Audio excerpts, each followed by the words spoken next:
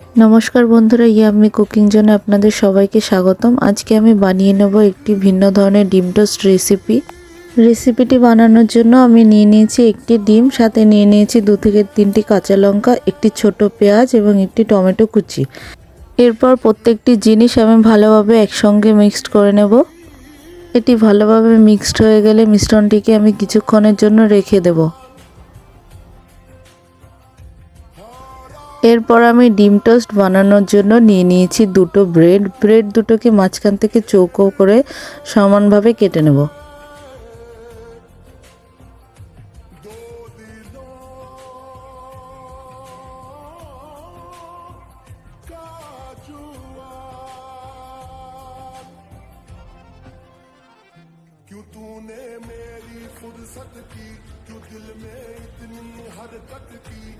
এরপর আমি একটি রুটি ভাজা তাওয়ায় সামান্য কিছুটা তেল গরম করে তার উপর ব্রেড দিয়ে দেব।